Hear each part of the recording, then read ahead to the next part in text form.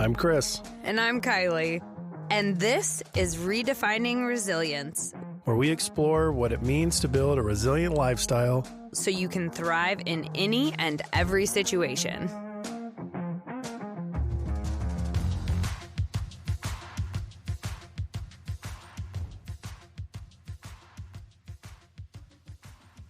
All right. I think an important skill within Tenacity is to know when to persist or pivot. Persist or pivot. Do you want me to tell you what the Googler said? Of course, always. The Googler's my favorite. Google AI says persist is continuing firmly or obstinately in a course of action in spite of difficulty or oppression. Wow. Pivot. So pivot was interesting. So pivot is actually like used in like a mechanical lines, like with machinery. Okay. So there's a regular quote unquote definition, and then there's the business one. So I wrote them both down because I thought it was pretty cool. So the regular is the central point, pin, or shaft on which a mechanism turns or oscillates. It's a pivot. The business definition of pivot is a significant change in a company's strategy or direction, often involving adjustment to the product, target market, or business model made in response to market conditions, customer feedback, or new opportunities to better align with evolving needs and improve the company's performance. So, the difference between persist and pivot would be staying steadfast, overcoming obstacles, how you handle change. Do we actually change in this direction, or do we stop and dig our heels in the sand and stay the course?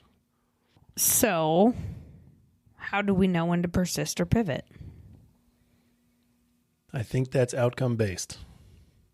Where are we headed and why? Because if you look at IBM made some interesting decisions on how they handled computers. An even simpler one, if you look at Swiss, the watchmaker, they said digital watches will never catch on. Digital watches will never catch on. We will stay analog forever. They buried themselves. They lost millions and millions of dollars in the market. An entire group of people just neglected ever buying them because they were behind the times. Pretty sure Apple watches are probably the most bought watch on the planet. Exactly. So not only was it not analog, it's a fucking smartwatch. It has texting and voice communication and all this other shit on it, navigation on your watch. So to say when do you persist or pivot, or when do you understand that it's time to change, it's outcome based. Where do you want to go and how do you want to get there? What are we trying to do? To be the best watchmaker on the planet? Okay, well, how are we going to do that? You have to stay ahead of the times. You have to stay ahead of the market. You have to understand customer wants and needs. Well, that would completely change what Swiss did. But they decided to dig their heels in the sand and persist. And be the best analog watch. Exactly. Well, they're not beating Rolex. No. So, they just made a horrible decision. Yeah, so I think vision has a whole lot to do with it. I also think from a business sense, where I've seen this happen a lot, we get some amount of data and think that it's enough to make decisions when really we haven't put in enough time or effort into the course of action. Like, we deployed a marketing campaign a few weeks ago. We could say at this point, like, we haven't gotten a new client out of it, so it's a waste of time. Yeah, you don't have enough data. Right. We don't have enough data, and we know it takes about 12 impressions before people actually buy. So we have about 9 more impressions to go before we might start seeing some traction. But we got good data that said, hey, a lot of people are opening this message. A lot of people are actually clicking on links in the message. And what links they're clicking on? Well, they're clicking on our social media and our website. So seemingly, I could also say, well, our website's not working because it's not generating leads. Or I could say our social media isn't working because it's not generating leads. Well, it is being looked at. So what would happen if that wasn't there? Right? How would we be able to measure the efficacy of these things? Right? What's the opportunity cost of not having it? Right, exactly. And so when you think about whether or not to persist or pivot, you got to think like, what's the risk if I do either of these things? Right? I think there's more risk in pivoting because we haven't seen our marketing campaign out till the end to know, okay, let's look at which messages perform the best. Let's look at which messages perform the worst and what do they have in common, or what's different about each of them, or what did the best, have that the worst didn't. I think that's when we can start to gather some actual data and make decisions based off of the data. A lot of times I will have people, this is a true story. Somebody was like, yeah, my cold calls don't work. I'm like, okay, well, how many have you made? A lot. Okay, how many is a lot? Well, I reached out to like 12 people. Okay, when you say reached out, yeah, I sent them a DM on Instagram. Okay, that's actually not a cold call. And so you can't dismiss a whole strategy that you haven't even tried. And 12 is not enough of a sample size to give you any kind of data whatsoever. No. That would be ready for you to make decisions off of. So you have to look at these things and don't examine it from the perspective of I'm trying to prove this works or I'm trying to prove this doesn't work. Yeah. You have to look at it from both sides. Okay, if I were making a case for why this works, what would that be? If I'm making a case for why this doesn't work, what would that be? And look at it from both sides of the coin so you're evaluating objectively, right? For you to try a new diet for 2 weeks and say, well, this new diet's not working. Well, if we look at it through the lens of working out and change of body composition or diet or whatever you want to call it, it's about 16 weeks to understand what's going on. So it's 4 months, 16 weeks of consistent, by the book following of the program, the diet, the structure, the stimulus. So it's all stimulus. So we're just, for the rest of this statement, we're going to call it stimulus. So 16 weeks of consistent stimulus as programmed, then you can make a decision of whether or not this is going to be useful to equal said outcome. So I had a coach a long time ago when I first started getting into strength sports. He said, Chris, I want you to be really, really good at squat, bench, deadlift, and overhead press. I'm like, whoa, what about my yoke carries? What about my log press? What about my, Atlas stones? And I just listed off all these workouts, and he goes, I need you to understand you don't have the base level of strength in order to put much effort into the other things. So his plan was 32 weeks of powerlifting. 32. That's a lot of fucking time. Mm-hmm. That's 8 months. 8 months of squat, bench press, deadlift, and overhead press every fucking week. I went through 8 months, got to the end of it, was way stronger, looked way better, had a lower body fat percentage, and added a bunch of weight to the bar.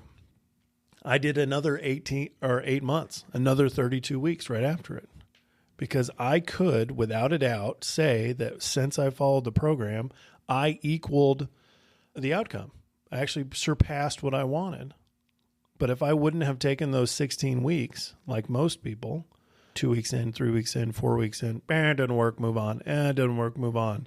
You restart that wheel, that set of stimulus every single time, and you don't give your body, your central nervous system, your mental capacity, your emotional state time to get used to that, and it can't produce results. In fact, it lives in too much chaos, switching it all the time, that it literally won't grow.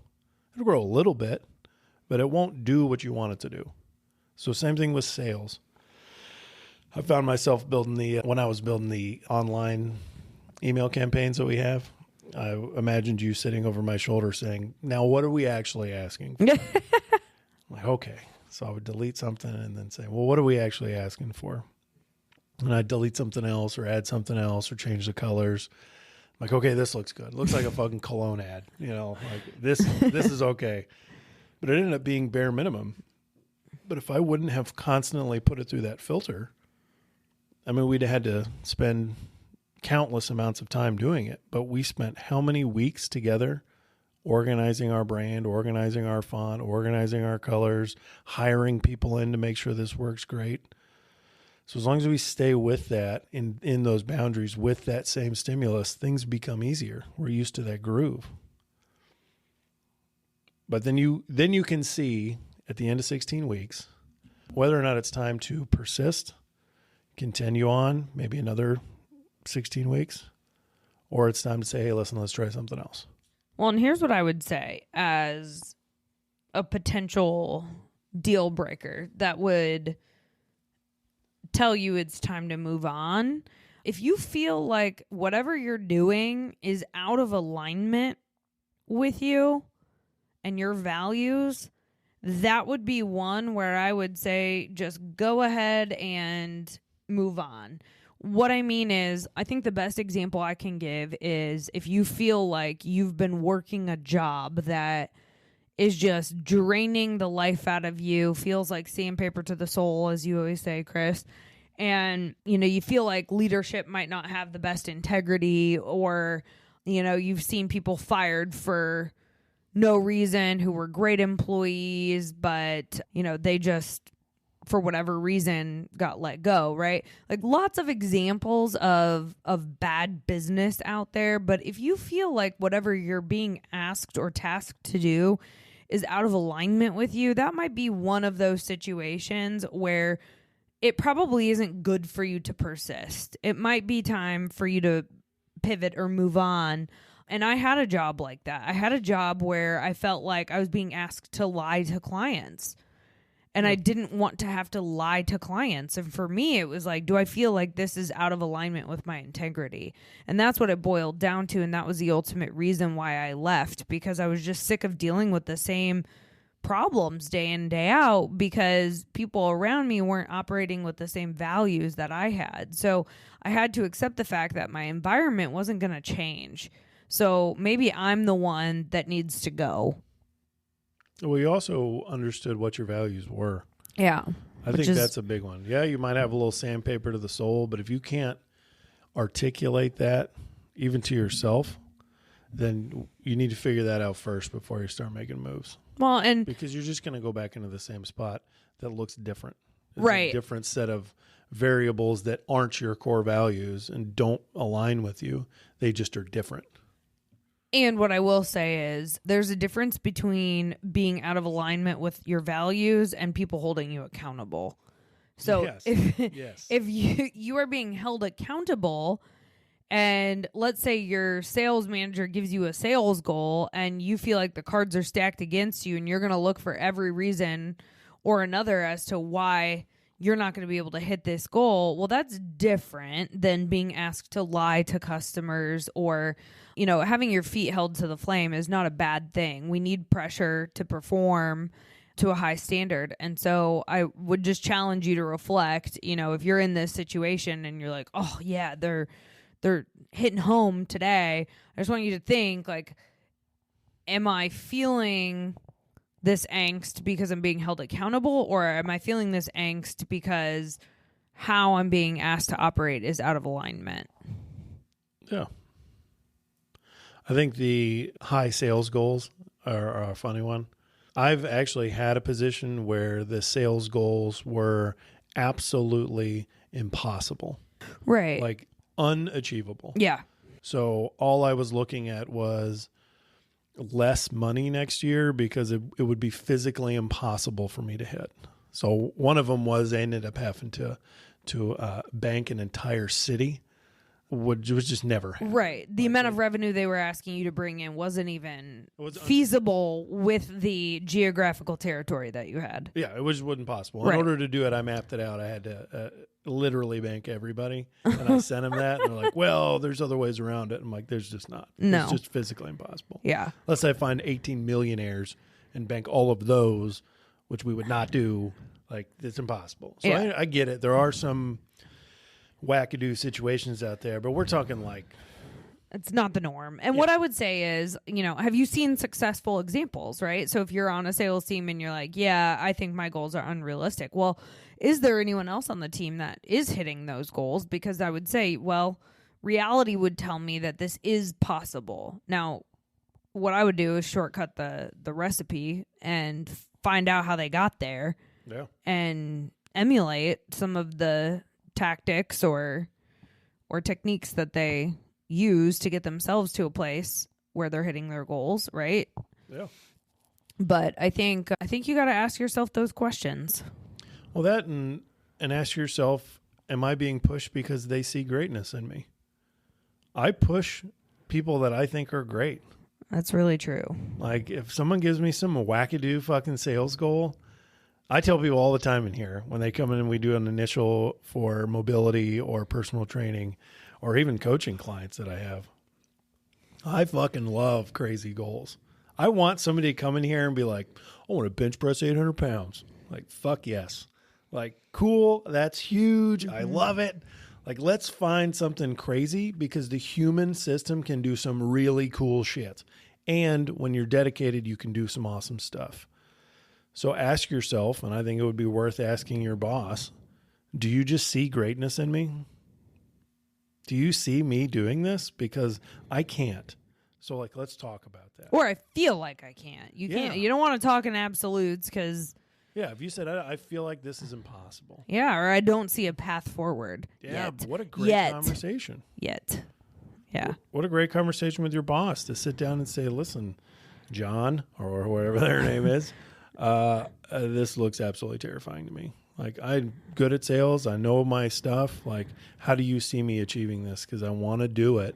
And if you see me achieving it, one, what an awesome thing to be told. You're great enough that you've quadrupled your sales goal from last year. Fucking A, man. What if you hit that? What if you hit that? Yeah. I think the other thing that I have asked myself when I start to doubt my abilities or think, oh, this has never happened to me. I see millionaires everywhere, but will it be me? Why not? Yeah, why not? Right? Why can't you be number one? Why can that not be you? Because at some point, that millionaire or that billionaire was sitting in the same place thinking, like, oh, I have this idea. I wonder if it could work. Yeah. And they had no clue how to get there. But they made the decision that they were going to do whatever they had to do to get to that place of success. And many just have not stopped, right? That's why we have these insane companies like Google and Amazon and Tesla and NVIDIA. I mean, if you need some stock options right there, those... But they started with somebody's crazy idea. But yeah, that started. And most of those companies started in a garage. Yeah. They had several opportunities where they had to decide, okay, am I going to persist, pivot, or quit?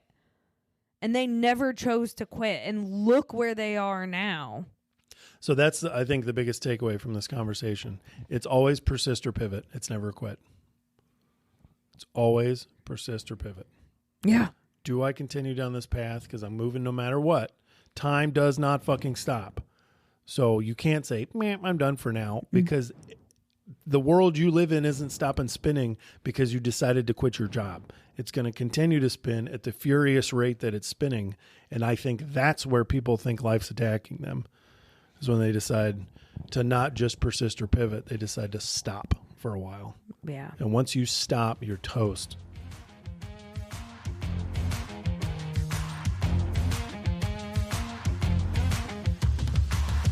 Thanks for listening to Redefining Resilience. To learn more about building your mental and physical readiness, check out odysseyresilience.org.